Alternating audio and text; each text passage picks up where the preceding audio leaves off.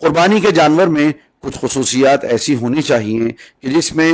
جس کی ظاہری علامت سے یہ معلوم نہ ہو کہ اس کے اندر کوئی عیب موجود ہے۔ اللہ کے راستے میں جو جانور قربان کرنا ہے اس کو تمام تر ظاہری عیوبات سے پاک ہونا چاہیے، لہٰذا کوئی ایسا عیب جو بالکل ظاہر باہر ہو اس کے ہوتے ہوئے قربانی درست نہیں ہوگی۔ من جملہ ان عیوبات کے ایک عیب یہ ہے کہ اگر کسی قربانی کے جانور کی اگر نظر تہائی یا تہائی سے زیادہ چلی گئی، یا کانا ہو، یا تہائی سے زیادہ اس کی نظر چلی گئی ہو، یا تہائی سے زیادہ کان کٹا ہوا ہو، یا تہائی سے زیادہ اس کی دم کٹی ہوئی ہو، تو اس کی قربانی درست نہیں ہوگی، اس کی قربانی درست نہیں ہوگی۔ اگر پیدائشی کسی جانور کا سینگ نہ ہو اس کی قربانی درست ہو جائے گی، تاہم اگر کسی جانور کے پیدائشی کان نہ ہو یا یعنی کہ دم نہ ہو تو پھر ایسے جانور کی قربانی درست نہیں ہوگی۔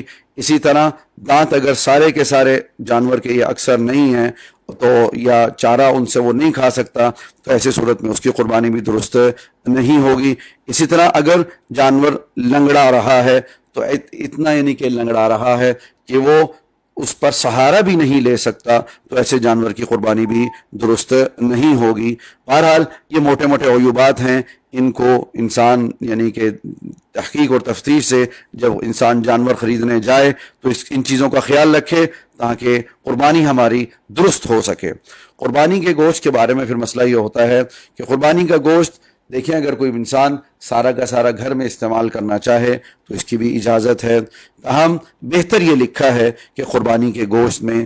3 حصے ہونے چاہیے، ایک اپنے لیے، ایک رشتہ داروں کے لیے اور ایک قربا کے لیے۔ اسی طرح قربانی کے جانور میں کچھ حصے قربانی کے ہوں اور کچھ حصے اگر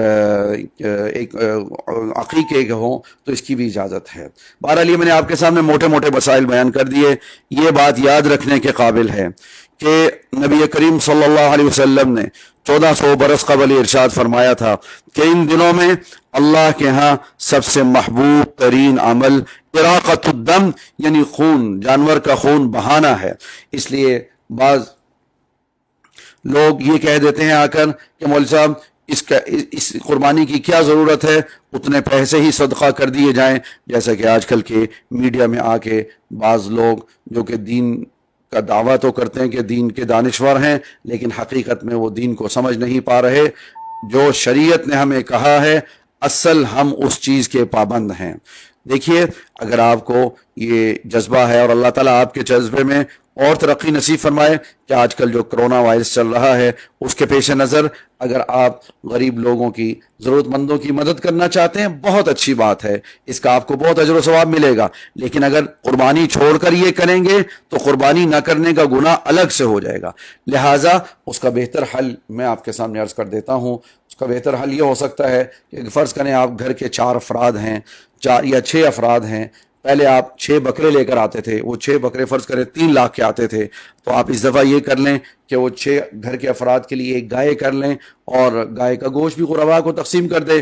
لاکھ روپے کی اگر گائے آ جاتی ہے، باقی 2 لاکھ روپے جو ہے وہ آپ جو ہے وہ غریبوں میں صدقہ کر دیں تاکہ دونوں پہلوؤں پہ عمل ہو سکے۔ لیکن قربانی کے بارے میں یاد رکھنا ہے کہ قربانی کرنا یہ لازم اور ضروری ہے۔ یہ چیدہ مسائل میں نے آپ کے سامنے عرض کر دیے۔ اللہ تعالیٰ سے دعا ہے کہ اللہ تعالیٰ ہم سب کو ان کہیں سنی باتوں پر عمل کرنے کی توفیق نصیب فرمائے۔ وآخر دعوانا ان الحمد للہ رب العالمین۔